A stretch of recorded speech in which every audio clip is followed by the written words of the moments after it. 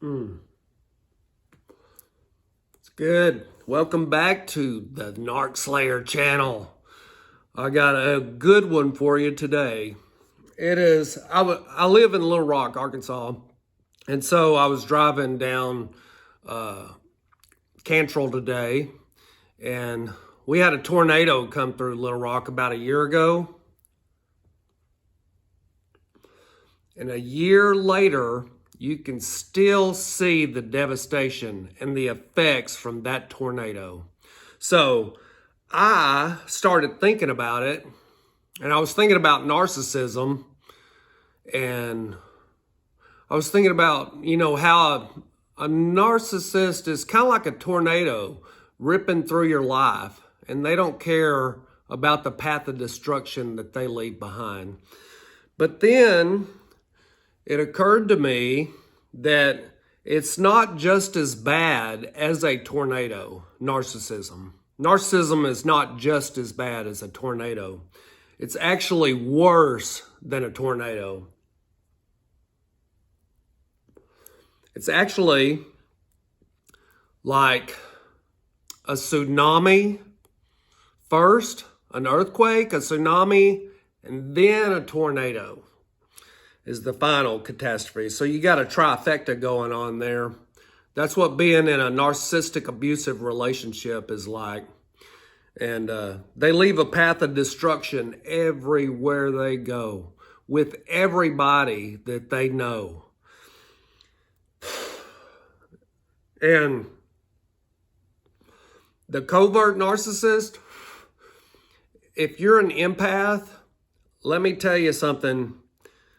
It's hard to believe, but these narcs, they have everything planned out. So they may have abused you for 10 years, but they knew at the beginning of the relationship that they were going to tear your house down. They knew it from the get-go. That's what's so scary about it, is because sex means nothing to the narcissist. It's just a weapon in their arsenal. So they never loved you. They never cared about you. Narcissists have variable to low empathy.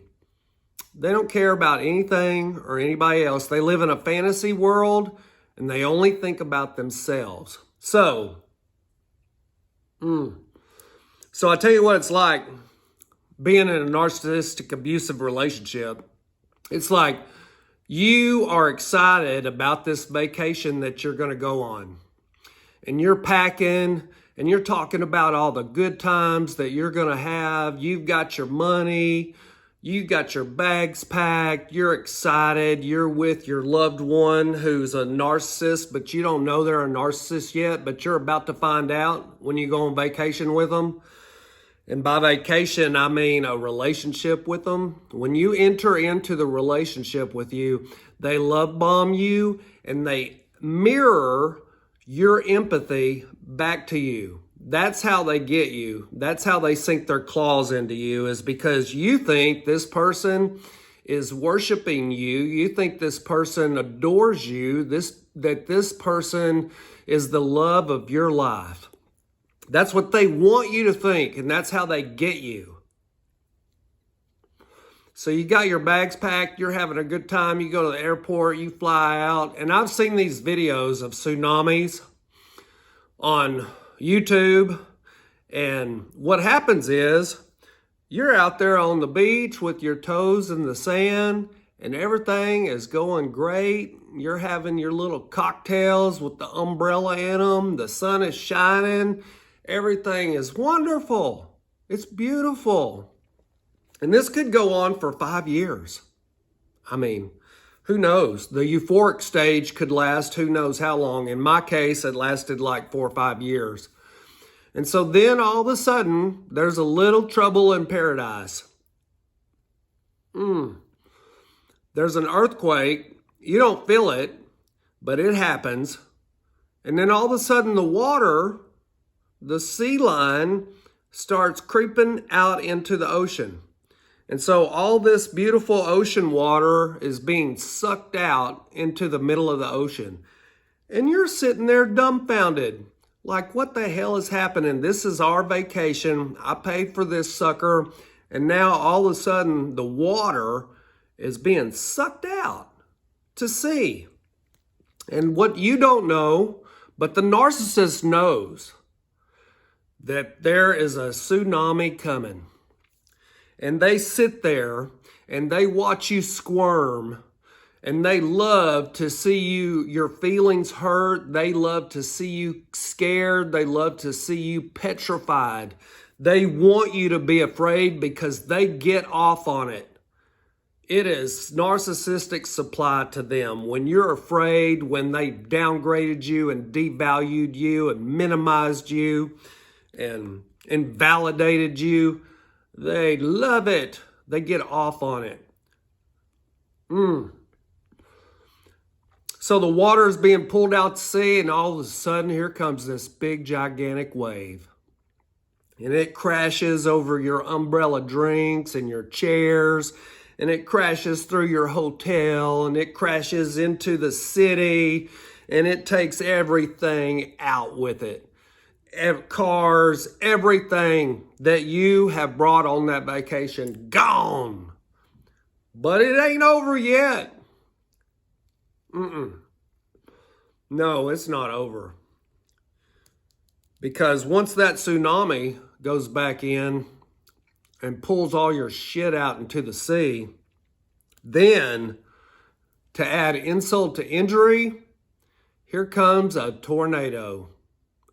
And whatever the tsunami did not get, the tornado's coming through to suck all the life out of you.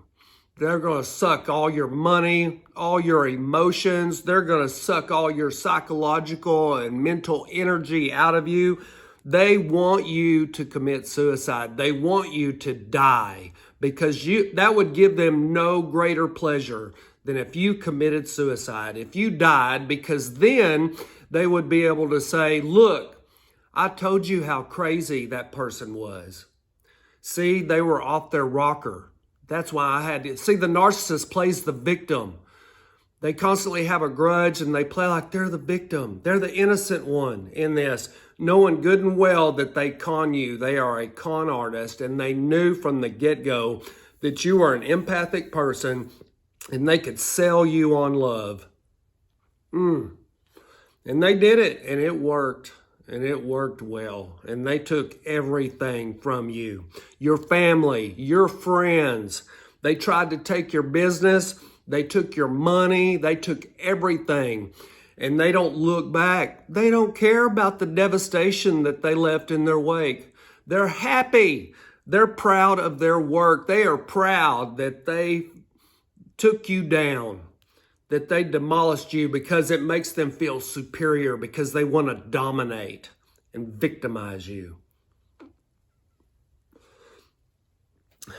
Now, I can tell you this because the narcissist looks at you as an empath and they view you as weak.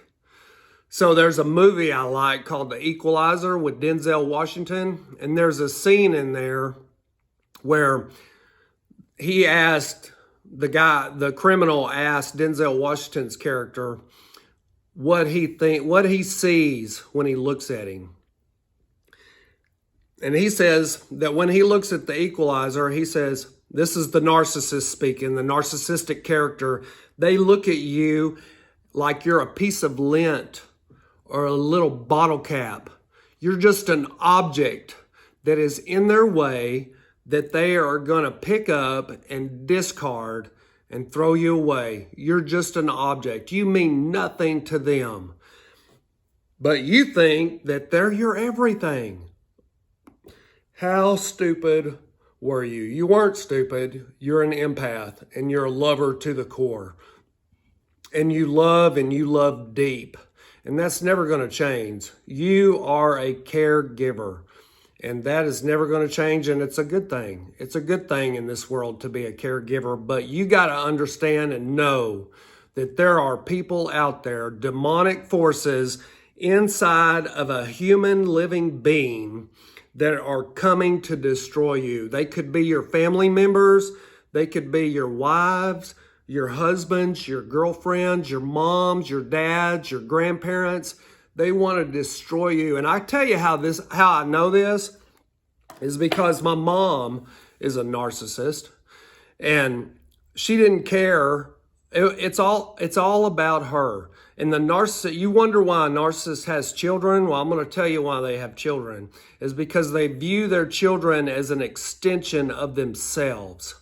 And so they've got this grandiose idea in their mind that they're going to be held up as some patriarch, and like the great, great, great grandchildren will have their picture hanging over their fireplace, and everybody will worship this great, great, great grandmother for the awesomeness that she is. They really believe that inside of their sick mind. They believe that they're really something special, and they have no empathy for their kids. Their kids are just extensions of themselves. And so they will use and abuse their own children. They will sell out their own children. Just like you hear stories all the time about little girls who were molested by their stepdad, and then the mother chastens and disciplines the child for saying such horrible things about the stepfather molesting them because mama's a narcissist and she's got to sing for her supper. Stepdaddy is her meal ticket. Screw her daughter. It doesn't matter what the stepdad did to the daughter. She's got to have the stepdad because that's her meal ticket. So screw the kid. We're going to do whatever it takes to get our bread and butter. And another thing I can tell you is that when I was 10 years old, my mom and my dad and my brother, we took our little dog Velvet in our LTD to Hyman Park. And we had had this dog for 2 or 3 years, and they even had it spaded.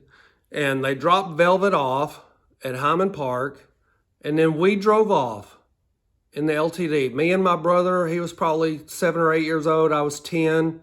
We drove off. No big deal. They just dumped the dog. And I remember asking, well, what's going to happen to Velvet?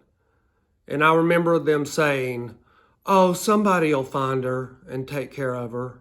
No big deal. It's just a dog. Who gives a damn? And then when I was 16, I got a girl pregnant. And I told my mother about it, and she raged at me and my girlfriend for 8 hours. Rage fits, screaming, yelling. And it was so traumatic for my girlfriend that she hyperventilated. And I remember her breathing in a brown paper bag because she was hyperventilating because of the trauma that my mom was causing through her venomous verbal abuse. And this went on for 8 hours, and I couldn't take it, so I snuck out of the house. I ran away from home that night after everybody went to bed because I couldn't take it. I was gone for a week, and during that week, they took my girlfriend to the abortion clinic and paid to have my baby killed. And when I came home a week later, I remember my dad saying, well, you hungry? No big deal to them. It's just a baby. They can get rid of the baby. They can get rid of the dog. And they want to psychologically let you know that they can get rid of you too. It's that old adage, I brought you into this world and I'll take you out. That's what they want to believe. They want to get in your mind like you're their little slave and control your head and your thinking, all because you're an empath and you have empathy and you care about living, breathing things. And so I want you to know that that there are evil, covert narcissists out there. Watch out for red flags. And if you've made it this far in the video and you are a narcissist and you're watching my videos, I hope that you're learning something. There is a damn good reason why that is. And if you don't like the content and you're still watching me because you're a flying monkey, well, just keep on watching because I got more content for you. Maybe you will learn a thing or two. So empaths, get as far away from the narcissist as you possibly can. That's how you slay the narc. Slaying the narc is getting as far away from them and their friends and their flying monkeys and their family as humanly possible. Get out of the way of the tsunami and the tornado. Don't let it suck your energy out. Get away, go live your best life, go on vacation, make money, leave the narcissist behind in your wake, the same way that they attempted to leave you behind in their wake. Happy narc slaying.